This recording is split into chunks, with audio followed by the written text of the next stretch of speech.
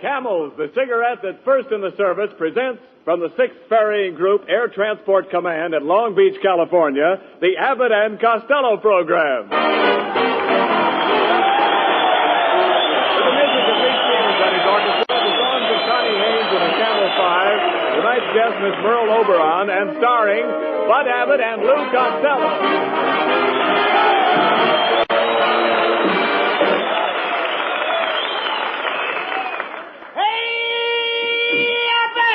Oh, come on. What's the matter with you, Costello? Hey, Abbott, I want to ask you a very personal question. What is it? Do you think I'm fat? Well, I'd say you were on the plump side. Why do you ask? Well, I was over by one of those big hangars. I was standing next to a blimp.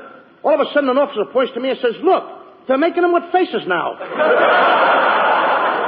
Oh, he was just kidding. You know, there's nobody that has a better sense of humor than a flying man. I know that too, Abbott, because I'm a flying man myself. What do you mean? I started flying when I was a 6-month-old baby. You flew when you were a baby? Yep. I flew out of my nurse's arms and made a perfect 1-point landing. No. You mean 3-point? No, 1 point. My safety pin was open. Costello, I don't believe you've ever been up in the air. Oh, yes, I have. I used to be a hostess. Well, you walked into that one, my friend. For your information, plane hostesses are always female. This was a male plane. Tell me, Costello, when was the last time you were up in the plane? Do you want the truth or my version? Oh, no. I want the truth. I think we'd get more laughs the other way. No. Tell the truth. Okay, I'll tell the truth. All right. I took my first plane ride today. Captain Dick Lassiter took me up in a great big plane. Tri-motor? Try what? I said tri-motor? Certainly we tried the motor. What do you think we did? Push it? No, skip it. I'm not going to get it up in the air and then try it. All right, forget about it. Forget about the motor? No. The other thing. By the way, what kind of a pilot is he? Was he flying blind? No, he was perfectly sober. What a dope. Of course he was sober. Well, never mind that. You know, Lou, I wonder what these boys down here at Long Beach do when they go on leave. Well, I saw a bunch of the boys down at the beach with their girlfriends. Did they go down there to spoon? Well, they didn't go down there to wash their socks. Well, here's Ken Niles. I've been waiting to see you, Ken. I was wondering what your wife thought of the picture we made last week. That's right, Niles. What did she think of my acting? Well, I don't mind telling you that she absolutely raved. She raved, eh? Yes. They took her away the next morning. What's so funny about that? Did you make that up yourself? Yeah, out of my head. You certainly are. I hate that guy. Well, I know you do, but quit arguing, Costello. I want to hear more about the picture. Did you read any reviews, Ken? Yeah, sure. The Druggist Weekly gave the picture 4 aspirins. See what happens, don't you? He's got the band framed up. Certainly he's got the band framed. That wasn't a funny line. There was nothing funny about that, brother. Oh, can you imagine that? Listen, Ken, I read all the reviews. And even Mrs. Roosevelt mentioned our picture in her column. What did she say? She said, "My day was ruined." Right. That's the one line I don't know why they got it in. Wait a minute, look. Lou, didn't we get any compliments at all? Oh, sure. We got one cheer that I remember. Where from? The Bronx. The Bronx? You know, in Hitler's face without music. Oh, yeah. Well, maybe we should give up the idea of producing our own pictures. Don't you be silly. No. Perfume Pictures Incorporated is here to stay. And I'm ready to start another picture right now. Push the button for my secretary. Okay. Hey. What's the idea of a horn for a buzzer? She used to be a waitress in a drive-in. Oh. Hello, boss. I'm sorry I was late this morning. Are you doing anything tonight?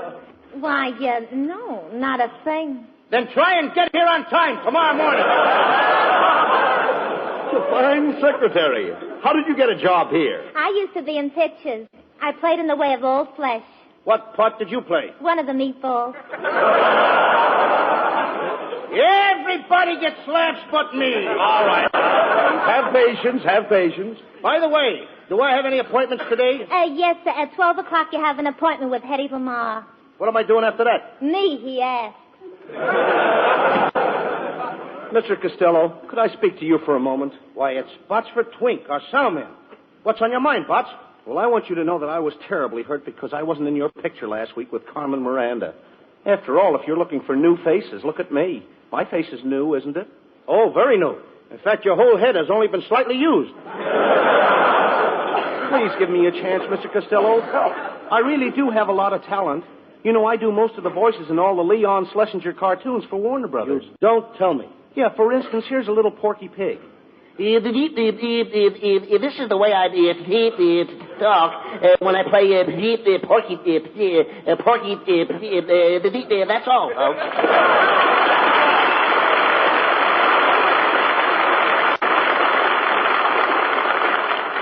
I'll play Porky for you for $1,000. What are you talking about? Warner Brothers don't pay you that. I know, but pork has gone up. What else do you do, Botsford? Oh, did you ever hear Bugs Bunny? I have a carrot here, so I'll give you a little sample. What's up, Doc? What do you say, Chubby? What's cooking, huh?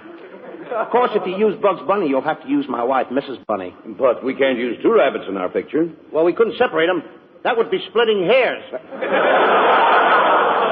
Well, if you can't use the rabbit, maybe I could furnish some of the musical background. I can imitate an electric organ. Listen.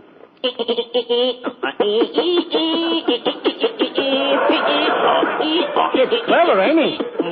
Do you call it an organ? Now listen, Botsford.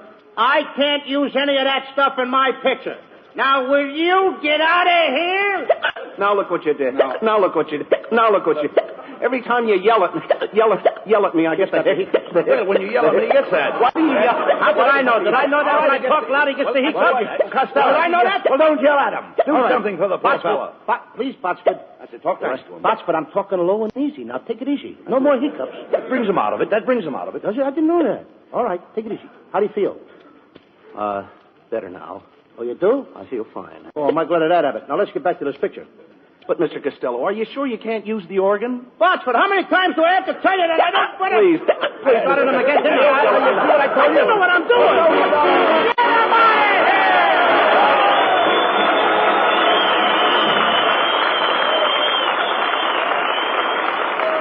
Hey, Lou Costello. Oh, yes, Niles. I want to ask you something. Do you know anything about winter sports? Are you kidding? I'm one of the best ski jumpers in the country. Really? Sure. Last winter at Lake Placid, I made my biggest jump. Yeah? I climbed up to the top of the slide. Thousands of people were looking up at me. Yeah? And when I leaped into the air, I went down at 60 miles an hour, and I made a sensational jump of 200 feet. 200 feet? Yep. And I could have even gone further if there was snow. Oh, Lou. much better tonight. Thank you. Lou, I know another good skier, and his name is Dick Durrance, and he's one of the finest skiers in the world. In fact, he's so good that the government asked him to give instructions to ski troopers in lightning-fast mountain warfare. Dick knows his smoking, too. He said, quote, I've smoked Camels for years. They have the full, rich flavor that I want in a cigarette. No matter how often I smoke, Camels never tire my taste, never get my throat. unquote. Yes, and with men in all the services, Camel is the favorite, too, according to actual sales records in the stores where they buy cigarettes. Try Camels yourself for steady pleasure. You'll like the way they hold up, wear well, pack after pack, no matter how many you smoke. The reason is extra flavor, and you know Camels always have more flavor. Better yet, Camels combine flavor with extra mildness, the extra mildness that goes with slow burning and cool smoking. One reason for that is costlier tobaccos, blended as only Camels know how to blend. Now remember, you're the one who's doing your smoking. Your throat and your taste will tell you. C-A-M-E-L-S. Camels, get a pack tonight. Send a carton to that fellow in the service.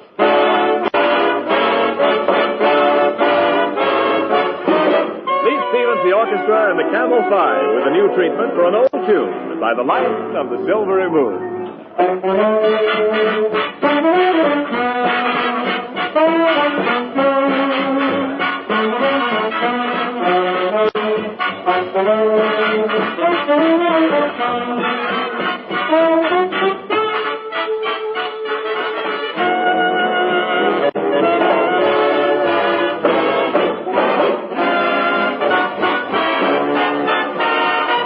By the light of the silvery moon, I want to spoon. To my honey I'll croon love tune.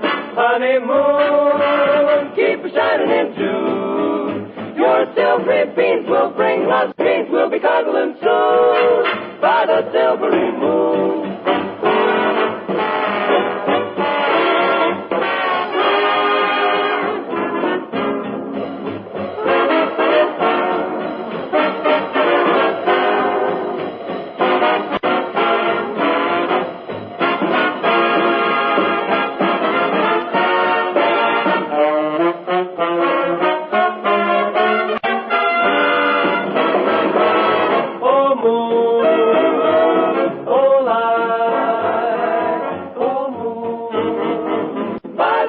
silvery moon.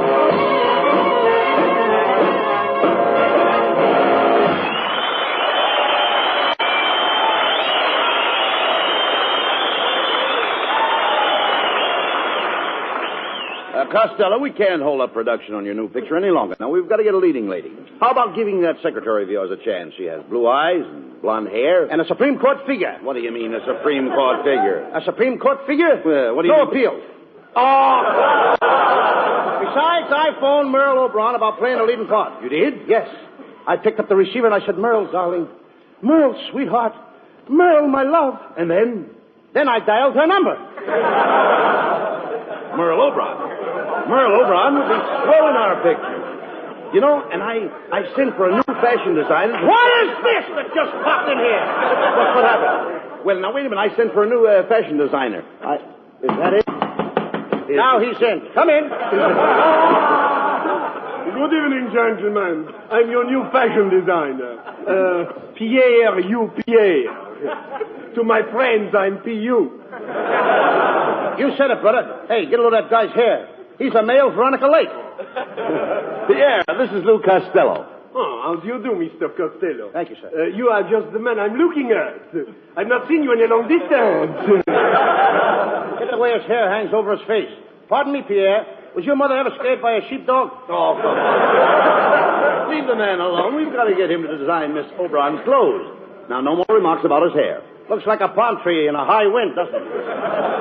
Well, Mr. Costello, I admit that my hair is a standing joke. Well, it needs a new switch. I don't know what's wrong there. Keep quiet. We must have Miss Oberon's wardrobe designed before she gets here. Pierre, would you mind telling us some of your ideas on women's clothes? Oh, not at all. You know, the main thing is color harmony. Color harmony? What's that?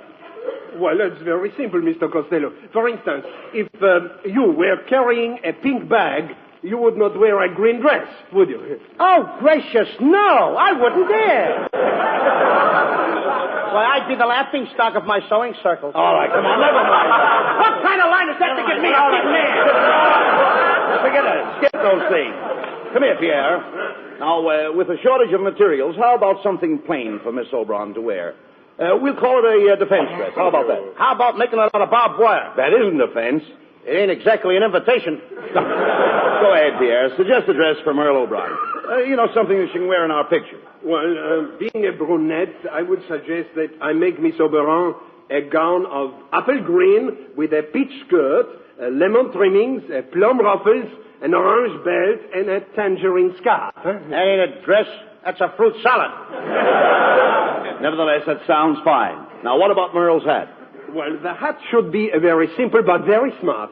Do you think the boys in camp here would like Miss Oberon in a hat that has 3 roses and a ribbon on the side? Huh? No, they'd rather have 4 roses with a chaser on the side. Now, get out of here and I'll design the clothes myself. Oh, Costello, you can't design clothes. Is that so? I just invented a lady's leg paint that takes the place of stockings. It even covers the knees. It disguises the knees? You said it. You can hardly recognize the old joints. Well, we let Merle Oberon design her own clothes for the picture. What do you say? Yes, and I'm just the girl who can do it. Now listen, kid, you keep out of this. Look who it is. It's Merle Oberon.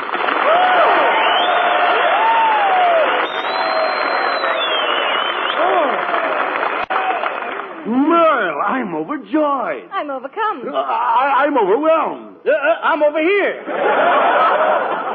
Merle, I've always been in love with you. You're so beautiful. Can I give you a kiss? Well, all right, but just one.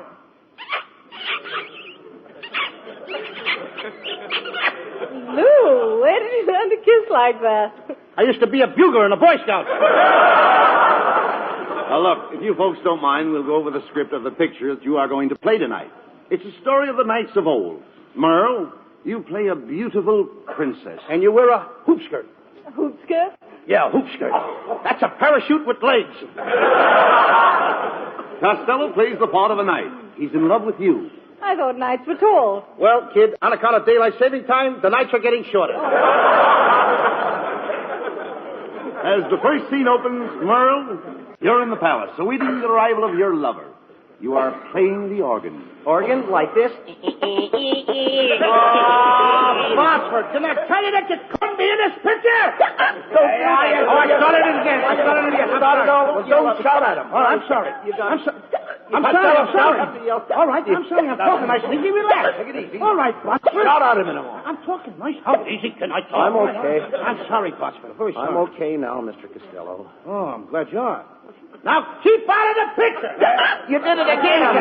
Don't yell at me. Botsford, I'm sorry. Will you please put a gag in his mouth? Put a gag in his mouth. If I had a gag, I'd tell it myself. Come on, let's get back to this story. Costello, as a knight, your costume is a suit of armor. That's right, Lou. You wear an iron coat, an iron vest, and iron trousers. In fact, you wear a whole iron suit. Where do I get it pressed? At Lockheed? Now, your suit may become rusty, so you better keep yourself well oiled. I'd have to be oiled to make love to you in an iron suit. Merle, you walk out on the balcony. Yes, and I sneak right up to it. But how'd you get across the moat? I caught the guard with his bridges down. Then we have the big scene where Costello serenades you with a song of love. And, Lou, I will drop a flower on you. In a mad moment of love? No, in a pot. Now, Merle, you signal that the coast is clear. And Costello, you climb the balcony. You reach Merle's side. You're panting from the long climb in that suit of armor. Yes, that's it. You gaze into her eyes. Remember, this is your big chance. Never mind, no more pants. Never mind that. There's emotion in your voice. As you stand there in your iron suit, what do you say to her? Hey, kid, have you got a can opener?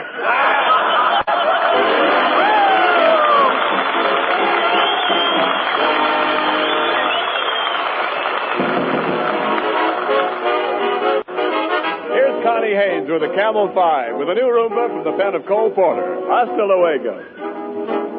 In a small cantina on an island far, Senorita Lena sang a song to a hot guitar. All the ding-dong dandies used to gather about when the lovely Lena, Lady Vina, would give in and give out. Hasta luego. Too bad we must part. Hasta luego, and that mucha good luck, sweetheart. Once they'd married Lena, and her rich old guy moved to Pasadena, where the best people go to die. But when she'd collected all his copper preferred, back to her cantina, lovely Lena went flying as she purred. Hasta luego.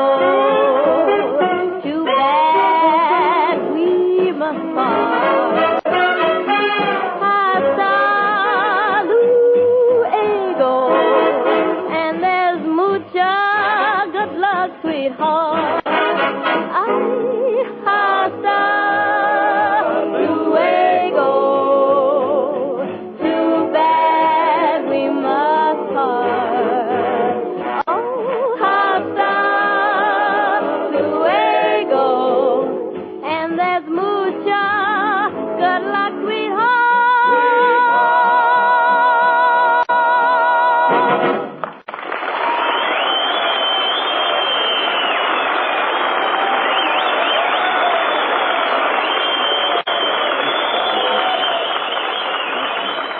And now, ladies and gentlemen, Perfume Pictures Incorporated presents the great costume drama entitled The Brave Knight Cut Off the Dragon's Tail, or The Dragon Isn't Waggin' Anymore. The beautiful Princess Guinevere is played by Merle Oberon. Lou Costello is the brave knight Sir Porterhouse, and Bud Abbott is his good friend Sir Loin. I play the part of the king. As the scene opens, the princess and I await the arrival of two brave knights in our kingdom. Curtain. Greetings, brave knights. Kindly approach the throne. Greetings, Your Majesty. I am Sir Loin, Knight of the Bath from Saxony. And I am Sir Porterhouse, Knight of the Bath, from Constantinople. What kind of words did I give you? Constantinople? Yeah, Turkish bed. Greetings, brave knights. I am the Princess Guinevere. And who are those beautiful dames with you? They are my ladies in waiting. Well, what are we waiting for? Quiet, Costello. Oh, Sir Porterhouse, you must save our kingdom. The people are angry. They're clamoring outside the gates of the palace. Just listen to them clamor. Clamor, clamor, clamor. Clamor. Did you hear that? The people are revolting. They certainly are. No, the people are starving. They have not eaten in 5 days. Oh, they should try and force themselves. They gotta eat. But, my dear princess, have we no food? Alas, no. The dragon has destroyed our crops. You mean all our corn is gone? Yes, there's only enough left for this program. What's so funny about that? What a fresh princess. Listen to the people shouting. They have been shouting for 5 days, but I dare not speak to them. I will speak to the people, Your Majesty. Open the door. I'll make a speech. People of Saxony! That got him. Now, my dear princess, just what do you desire us to do? My dear knight, for several years now, my father has been bothered by a terrible dragon. Why doesn't he pick up his feet? You don't understand. You don't understand. Nobody understood that. Today the dragon is coming to carry off the Princess Guinevere. You must save me from this mean monster, Sir Porterhouse. He's a very mean beast. Okay, kid. He has 2 heads, one at each end. How does he sit down? He can't. That's what makes him so mean. Well, don't be mean. Don't worry, princess. All right, I'm allowed one mistake, ain't I? I am not afraid of nothing. One time I climbed up a tree and I bagged a ferocious tiger. You went up a tree after a tiger? No! He came up after me! But you said you bagged him. I did bag him. I begged him to go away, but he wouldn't. What happened? Well, I snapped at the tiger snapped at me, and suddenly something whizzed past me. What was it? Pomona. Pomona? Talk sense, will you? Then my uncle came to my rescue, and I finally brought that tiger home stuffed. What was he stuffed with? My uncle. Oh, Your Majesty, the dragon is almost upon us. He's coming to get the princess. Quick, princess. Button up my iron suit. Wait a minute. Just a minute. I thought you were a princess. I work the swing shifts on the side. Costello, look at that thing belching smoke and fire. Is that the dragon? It ain't a smudge pot. I'm getting out of here. It's too late. He's got us trapped. Here he comes. Now do what he does. Do exactly what he does. Right. He's staring at you. Stare back at him. I can't. I'm cockeyed. I can't do it. Quiet. He's roaring at you. Roar back at him. That'll scare him. Wait a minute. Now he's wagging his tail. That lets me out. Look out! Look out, he's going to charge! He's going to charge? How much? Oh. Quick, grab him, guys. By the gullet. There's a fancy line. Grab him by the gullet. Grab him by the gullet. By the what? The gullet. The dragon's neck. Let him neck. What do I care about their love life? Give me my sword. Give me my sword, somebody. I'll cut his nose off. But how will he smell? That is something that should only interest another dragon. Look out, he's coming at you. Be careful, Costello. Your back is turned to him. He's coming up behind you. He got me. Where did he get you? Well, if I was wearing a license plate, he would have got off the last 3 numbers. Hey, he ruined my suit. My good iron suit he ruined. You nasty dragon. Get out of here! Oh, don't do that. Don't yell at me. What is with this? How can I do the... How can I do the... Watch my twink. Now stop. Stop. What can I do to keep you quiet, Butcher? Will you cut it out? I'm sorry. And it's your own fault for hollering at him. There's only one thing that'll cure my hiccups. You let me kiss Miss Oberon. Oh, very well. I'll kiss you. If only you'll stop those awful hiccups. Go ahead, Botsford. Kiss her. Okay. How do you feel now, Botsford? Oh, I feel fine. But, what?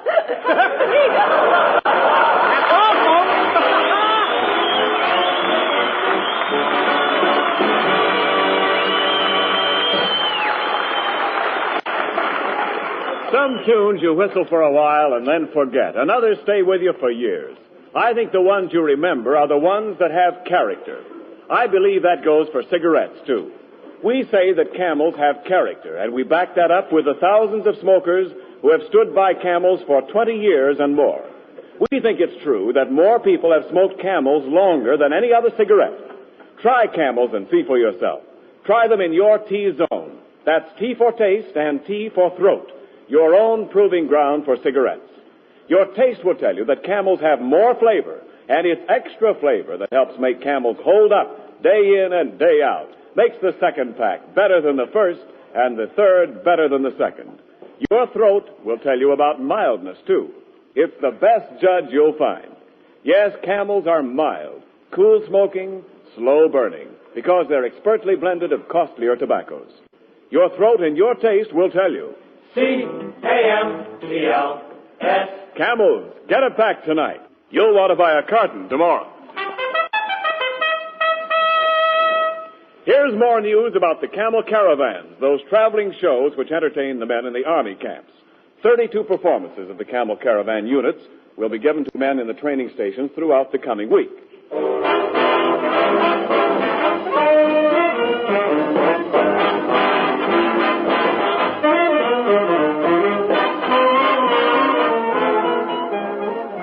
And now here are Bud Abbott and Lou Costello with a final word. Thanks, Ken. Ladies and gentlemen, it's really been a thrill for Bud and me to do this program from the Ferry and Command Air Base here at Long Beach. And an added thrill to be here with Merle Oberon. Thank you, Lou. I had a wonderful time, and it's been lots of fun. That's right, Merle. And we'd like to extend our sincere thanks to Colonel Ralph E. Spake, Lieutenant Colonel John P. Frame, Jr., and their splendid staff of officers for the opportunity to make this visit. Next week, we'll be back in Hollywood on Thanksgiving Day. In addition to the regular gang, we'll have as our guest Herbert Marshall. And we do hope you'll all join us. Until next Thursday, Bud and I wish you all a very pleasant good night.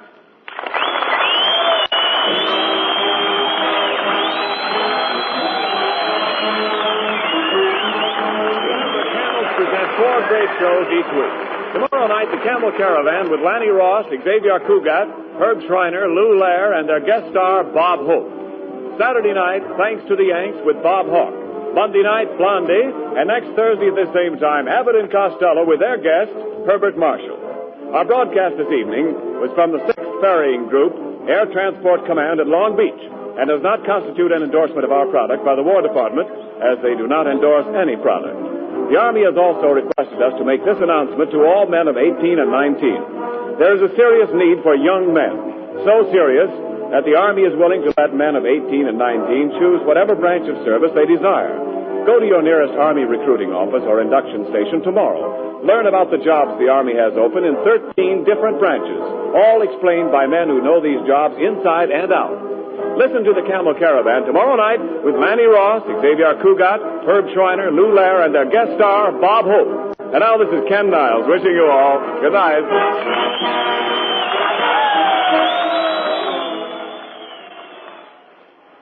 Mister, if you've got a pipe that's biting you, why, it just means one thing. Your pipe's hungry. Yes, sir, hungry for Prince Albert, the mild, rich, tasty tobacco that won't bite your tongue because it's no-bite treated. PA's crimp cut, too, for easy packing and stay-lit burning. Around 50 pipefuls in every handy pocket package. Get Prince Albert tonight. You'll see why men call it the National Joy Smoke. This is the National Broadcasting Company.